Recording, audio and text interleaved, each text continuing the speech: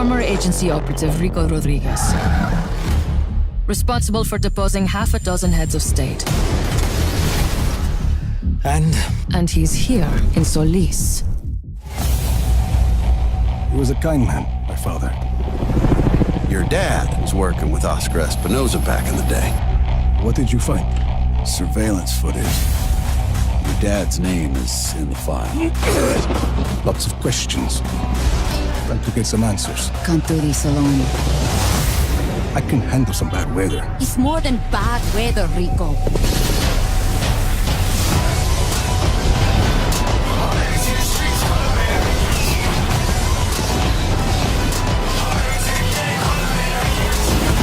The truth is a very powerful weapon. The Yaba Project. How long has the agency known about these? I have people who can help us. A whole army of chaos. What's happening? Prison break.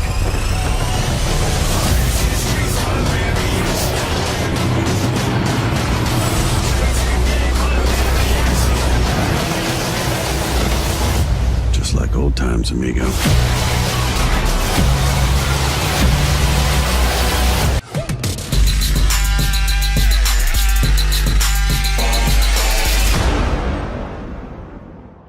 Welcome back to our Just Cause 4 Spotlight series, where today we'll be taking a look into the new and improved supply drop function. Supply drops, the successor to Just Cause 3's Rebel Drop, allows you to select exactly the vehicle, weapon, or even some cool random items that you want and fly them in via the menu. How's that for same-day delivery?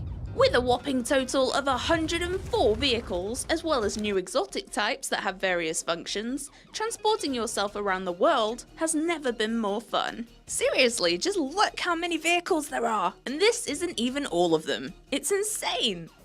Or, if combat is more your cup of tea, the various weapons, including the iconic wind gun, are available too. How does a supply drop work? First things first, you're going to need access to these various items in order to drop them, and you can unlock these by completing various game content, operations, quests, performing car or bike stunt rings, or advancing your army of chaos frontline by liberating regions. Cool, so we've completed this objective, which has popped up with a message here to say that the item reward has been added to the supply drop. Let's go ahead and fly it in.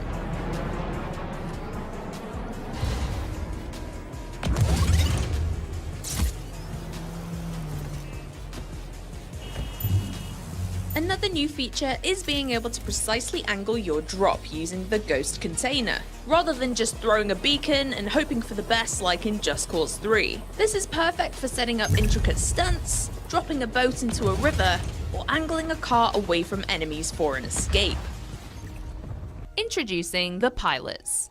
There's a total of 7 pilots that Rico can unlock as you progress in achieving chaos milestones. Fortuna and Bulldog are available immediately. Aragon unlocks at milestone 4, Ballerina at 6, Brujo 9, Yumo 11, and finally Fiera at milestone 14. The more pilots you have, the more frequently you can supply drop items, so it's definitely worth causing chaos. Loadouts. Each pilot has a loadout function similar to the grapple hook, so you can assign certain items to each one. Then, simply quick drop those items in, without having to go back and select them from the menu again. You'll likely start to accumulate certain favourite cars or planes as you play. For example, if Bulldog is our sports car guy, we can assign this vehicle to him, and that's all he will drop. And if we only want Fortuna to drop barrels, she's on it. The quick drop feature speeds up the process immensely, and prevents you having to hunt through the many different available items to find your favourites. Let's check out the supply drop in a range of different scenarios. It might be time to make a quick getaway here. Let's supply drop in one of the sports vehicles. In Just Cause 4, the vehicle handling has been majorly overhauled. There's also multiple camera angles and even the addition of a radio, so you can jam along to some authentic South American tunes while speeding through Solis. I'm thinking that conventional weapons aren't quite Just Cause 4 enough in this situation. Let's take out these guys. with a giant head instead.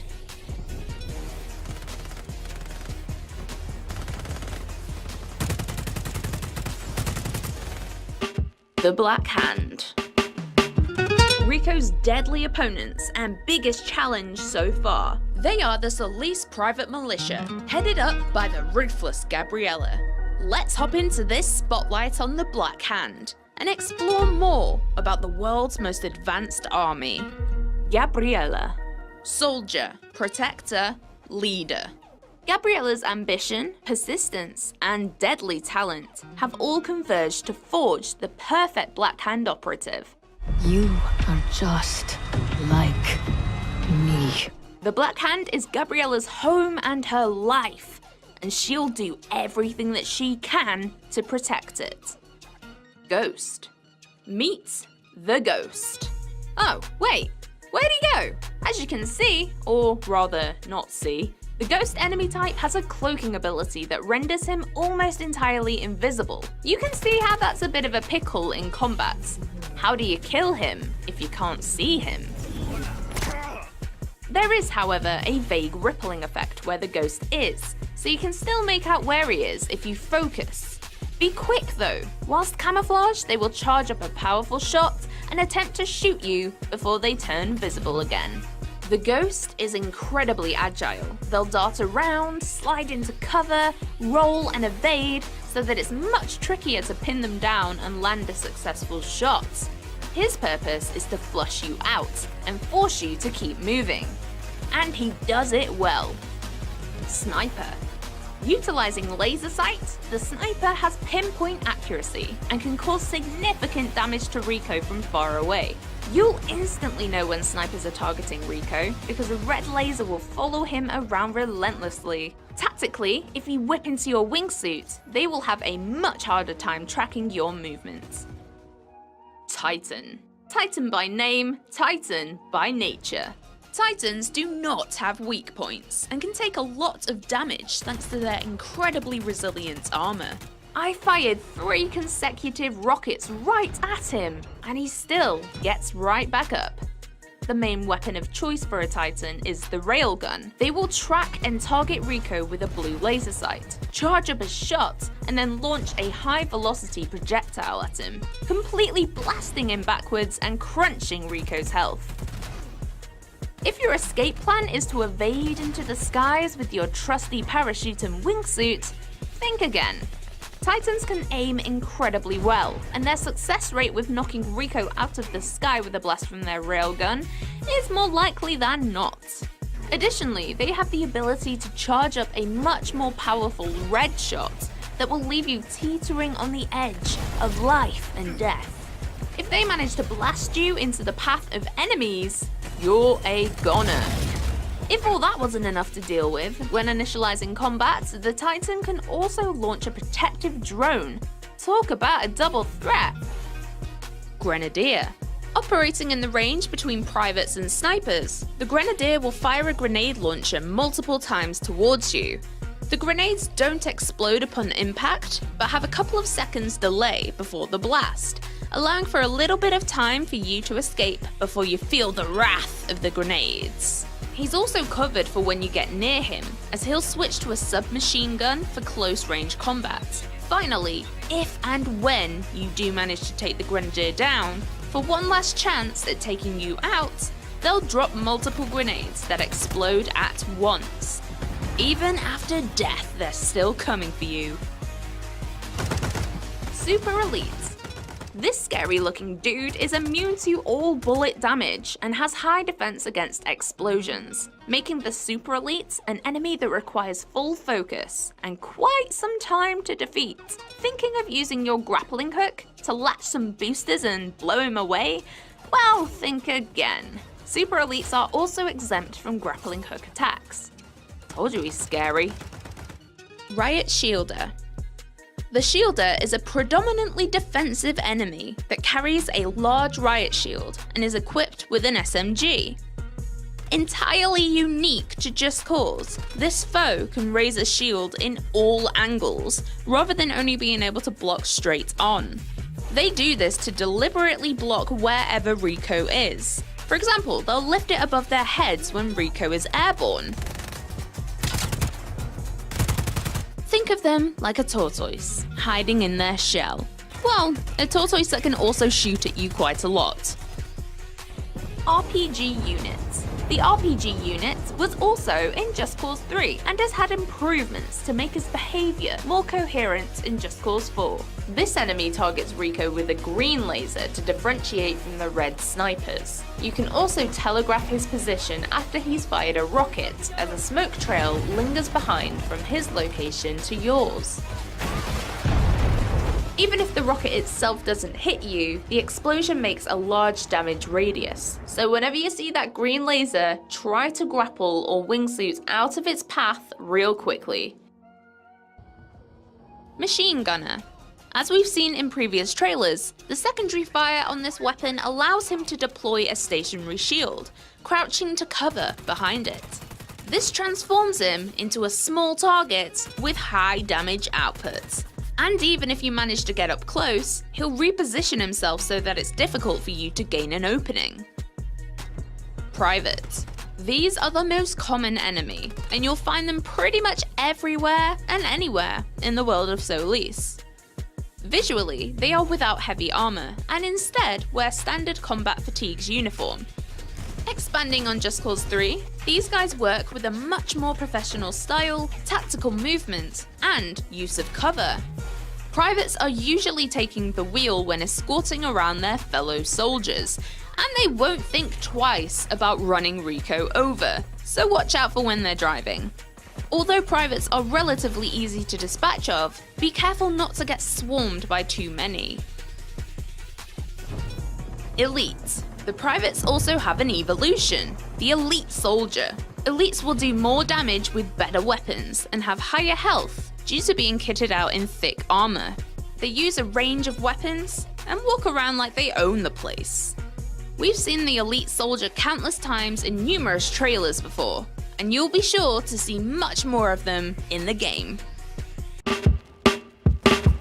Welcome to Spotlight. This is a video series where we take a closer look into a different aspect of Just Cause 4. If you're looking for fresh information and sneak peeks on gameplay, you have come to the right place. For our first episode, we're focusing on the rich, bustling world of Solis, and the gargantuan biomes, intricate sub-biomes, and of course, extreme weather. It's time to take a tour of the huge world that you'll be exploring as of December 4th. The world of Solis. Taking inspiration from South America, Solis is the most diverse and memorable landscape that Just Cause has ever had. There's a vast array of unique landmarks that you can discover and explore. It is incredibly tempting to take a buggy ride through the dusty desert at sunset, or hike up a humid hill in the rainforest, and simply get lost in the gorgeous atmosphere. Avalanche Studios have really gone back to the roots of Just Cause, and now has a map that will excite your curiosity no matter where you look.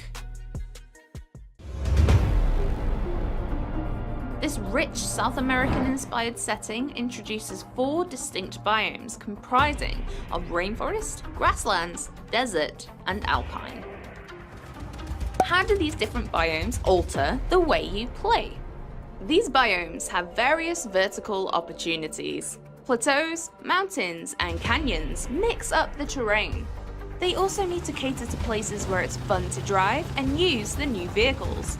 From rolling hills to sand dunes to a brand new interstate with no speed limits. So, let's explore each biome. Heavily inspired by the Andes, the Alpine biome is harsh and hostile. If you're trying to beat that personal best for the longest continuous wingsuit run, the Alpine is the place to trial it. The feeling of flying through a freezing valley and being totally encapsulated by towering mountains is an unrivaled sensation and a distinctly different experience from any other part of the world. The twisting roads make for an interesting journey by car, But you've got to give the snowmobile a go and smash through the snowy plains. There's even a unique train journey that chugs along the rail tracks. Why not hop aboard? This extreme weather in the Alpine region comes in the form of roaring blizzards. Fierce winds and strict visibility makes for one mean weather type. Here we are in the tropical, humid lands of the rainforest. It's massive and is actually the largest of all the regions in Just Cause 4. With various layers to its canopy, this will alter the way you move around the biome. The thick pockets of forest means wingsuiting through the midsection will be difficult. So instead of flying low, stretch up high above the canopy for a more open, easier way to travel. The boundless trees are a great option to use when grappling onto and initially lifting yourself up into the sky.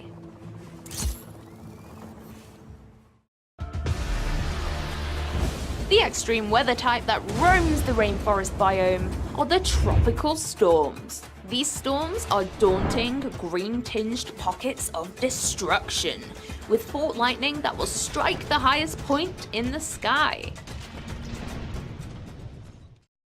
Now we're taking a trip to the calm, serene climate of the grasslands. This biome takes its inspiration from the Pampas in Argentina, but has been injected with true Just Cause verticality, and is mostly developed towards agriculture with stretches of corn, wheat, and other grains. This is the most populated part of Solis, with everything from vast cities and towering skyscrapers to bustling farmlands and fields. Driving the buggy or the ATV over these hills is insanely fun. Even sticking to the roads is a blast with the interstate, where you can race in supercars thanks to no speed limit. And I hope you're ready to take tons of screenshots, because the vistas from the highlands of the rest of Solis are truly some of the most stunning views in the entire game. You could argue that the extreme weather in the grasslands needs no introduction. One word: tornadoes. The devastating, swirling vortex lives in the valleys and will consume, destroy, and rip up anything in its path.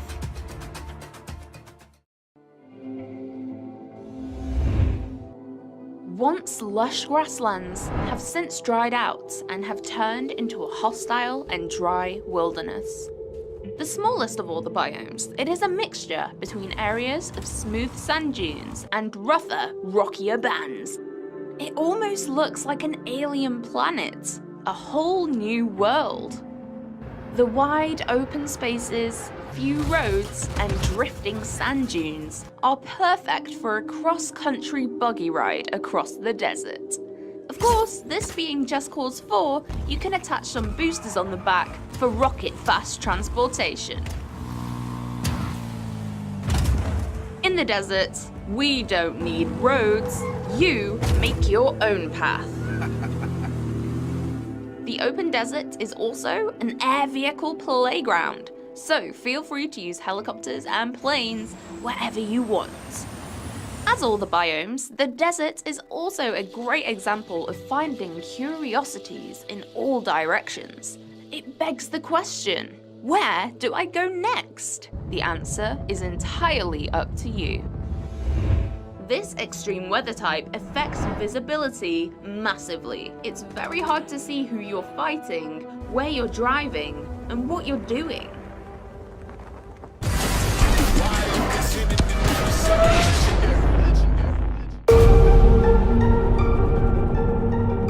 You don't know anything about fear. We grow up with it. That's how life is here. Knowing that everything you love could be ripped away in an instant. But one day, I decided that I would never live in fear again. Why you considered an adversary? Smoke from the haters, that's all imaginary. I guarantee I walk heavier than the crown I carry. So bow your heads when you're in the presence of legendary. That's what makes you dangerous. Rico. You are just like me. Gabriela Morales commands the Black Hand. If we go to war with her, you won't be enough. How's it feel? Having an army. He's growing on me. The presence of legendary.